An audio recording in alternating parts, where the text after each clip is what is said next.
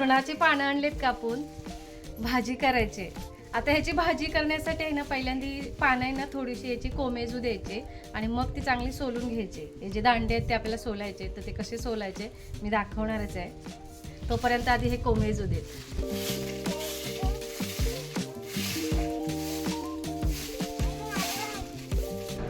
आई नेहमी म्हणते आपण आपलं काम करत राहायचं. निसर्गाचं काम करतोय. पाऊस पडत नसताना देखील हे आमच्या डोक्यात काय आलंय बघा. सुरणाचे कांदे लावत बसलो होतो.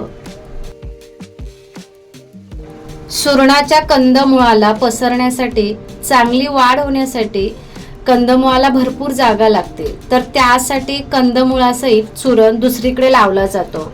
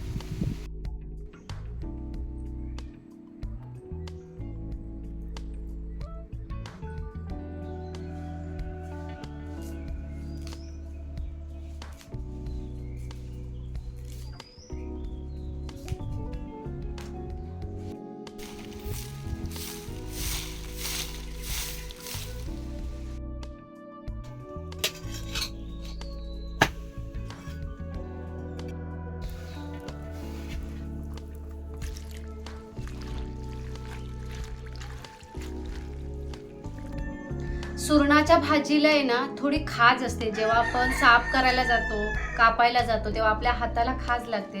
त्यामुळे त्याच्यातलं जे पाणी असतं ते चांगलं मुरू द्यायचं. म्हणजे आदल्या दिवशी ही भाजी काढून ठेवायची.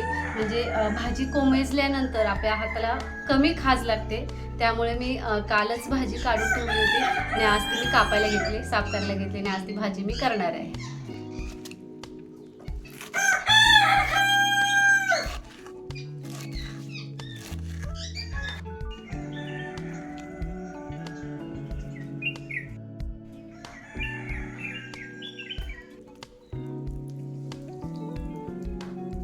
सुरणाच्या पानांची भाजी बनवण्यासाठी आधी मी पहिली ती उकडवून घेणार आहे आणि उकडवून घेतल्यानंतर ती चांगली घट्ट पिळून घेणार आहे आणि मग त्याची भाजी बनवणार आहे. उकडवून घेतल्यानंतर काय होतं, त्याच्यातली जी खाज असते ती कमी होते किंवा कोकम टाकलं तरी सुद्धा त्याच्यातली जी खाज असते ती कमी होण्यासाठी मदत होते. पण मी पहिली उकडवून घेणार आहे आणि मग त्याची भाजी बनवणार आहे.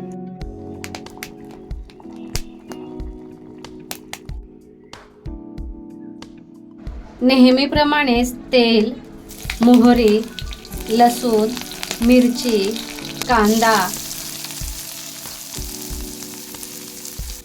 हळद, तिखट, मीठ उकडवून पिळून घेतलेली सुरणाची भाजी परतून घेतल्यानंतर थोड्या वेळासाठी झाकण ठेवून वाफेवर शिजवून घ्यायची.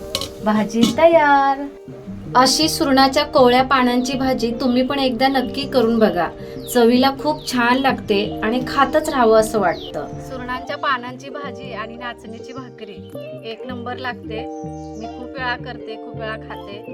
छान लागते एकदम, मस्त एकदम. तुम्ही पण एकदा नक्की करून बघा. कशी झाले बाळ? छान झाले.